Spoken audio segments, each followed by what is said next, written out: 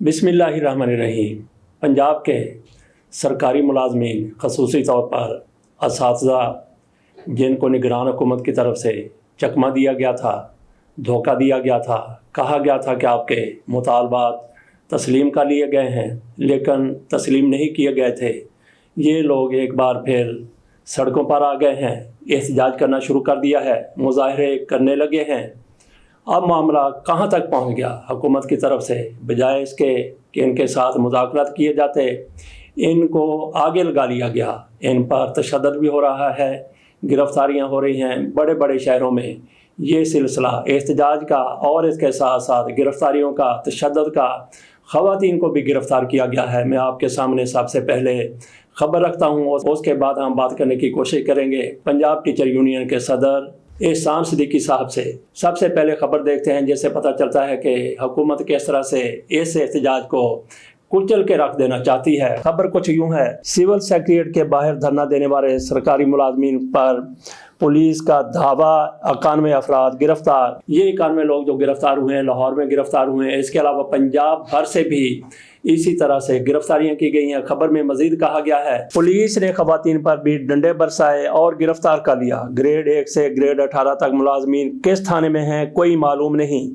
धरने के मुंतजमीन रात से ही गायब हो गए थे। पुलिस ने शुरका के मोबाइल फ़ोन डाटा से भी लोकेशन ट्रेस करना शुरू कर दी। इन असातिज़ा को, सरकारी मुलाजमीन को इस तरह से तलाश किया जा रहा है जैसे ये पाकिस्तान के बहुत बड़े दहशतगर्द हैं, तखरीबकार हैं, पाकिस्तान को कोई नुकसान पहुंचाना चाहते हैं। मुतालबात इनके क्या हैं? वही जो बजट के मौके पर इन लोगों को नज़रअंदाज किया गया था, तो इन्होंने मुतालबात पेश किए थे। उस मौके पर भी हमारी टीचर यूनियन के सदर और दीगर अहदेदारों से बात हुई थी। अब एक बार फिर बात करते हैं टीचर यूनियन के सदर एहसान सिद्दीकी साहब से। उनसे पूछते हैं कि अब क्या हो गया, इतनी ज़्यादा हुकूमत इश्तियाल में क्यों आ गई, इतनी ज़्यादा गिरफ्तारियां क्यों होने लगी, आखिरकार आपके मुतालबात हैं क्या? लीव एनकैशमेंट का इशू है हमारा जी, और दीगर जो पेंशन और ग्रेजुएटी के मामलात हैं उन पे जो है वो गवर्नमेंट ने कट लगाया है। अच्छा, उस पे जो लोग हैं वो सड़कों पे आए हैं। महंगाई का जो आलम है उसके लिए लोग सड़कों पे आए हैं कि हमारी जो सैलरीज है उनमें गुजारा नहीं होता। जब सड़कों पे आए हैं पूरा मैंने एहतजाज किया है इधर सिविल सेक्रेटेरिएट में। ठीक है, 2 दिन एहतजाज हुआ है, पूरे पंजाब के लोग आए हैं। ठीक है। परसों रात को 1:30 बजे जब इन्होंने, सब लोग सोए हुए थे, अच्छा जी, तो सोए हुए लोगों पे, नहाते लोगों पे लाठीचार्ज किया है। टीचर, वो उनमें ज्यादातर टीचर्स थे, इन्होंने लाठीचार्ज किया और वहां से उनको जो है उठा के ले गए हैं। ठीक है, ये असल में बात हुई है। उसके बाद कल और आज पूरे पंजाब में प्रोटेस्ट है, अपने अपने डिस्ट्रिक्ट हेडक्वार्टर्स के अंदर। मैं इस वक्त नारवाल में खड़ा हूँ। अच्छा। नारवाल में हजारों की तादाद में लोग जो है वो डिस्ट्रिक्ट हेडक्वार्टर इधर डीसी के ऑफिस के बाहर जमा है। अच्छा जी, हाँ, तो इस तरह से सब सारे पंजाब में अब ये तहरीक फैल गई है। ये मुश्किल हो जाएगी। गवर्नमेंट ने इंतहाई गलत इकदाम किया है। गवर्नमेंट को चाहिए ये था कि वो हमारे नुमाइंदगान को बुलाते और वो डायलॉग करते और इश्यूज को टू रिजॉल्व द इश्यूज, तो इस साइड पे जाते। इसकी बजाय उन्होंने क्या किया कि उन्होंने नुमाइंदगान के ऊपर लाठीचार्ज किया। यहाँ तक नहीं रहे, उन्होंने खवातीन पे लाठीचार्ज किया, बच्चों पे लाठीचार्ज हुआ है कल फैसलाबाद में। अच्छा जी, हाँ, तो ये मतलब ऐसे है जैसे कोई जंग करवाना चाहते हैं, समझ नहीं आ रही हमें। अच्छा, लाहौर में अभी एहतजाज जारी है? लाहौर में कोई एहतजाज नहीं हो रहा क्योंकि यहाँ से तो पकड़ लिया। मैं बताता हूँ जी, कल फिर हमारे लोग लाहौर में गए हैं, इन्होंने फिर लाठीचार्ज किए हैं। कल की कुछ खवातीन भी गिरफ्तार की हैं इन्होंने। ठीक है। अच्छा, आप लोगों का तो हुकूमत के साथ एक मुआहदा हो नहीं गया था पिछले दिनों, वो जो तनख्वाहों के हवाले से था कि हमारी भी तनख्वाहें मरकज के मुताबिक बढ़ाई? अच्छा, बिल्कुल था, लेकिन उस पर अमल दरामद नहीं हुआ। बिल्कुल गवर्नमेंट ने जब लाहौर में धरना दिया हमने 5 दिन के लिए, तो गवर्नमेंट ने हमारे साथ डायलॉग करके तो हमें वहां से उठवाया कि अब आप जो है वो चले जाएं तो हम आपके इश्यूज रिजॉल्व कर लेते हैं।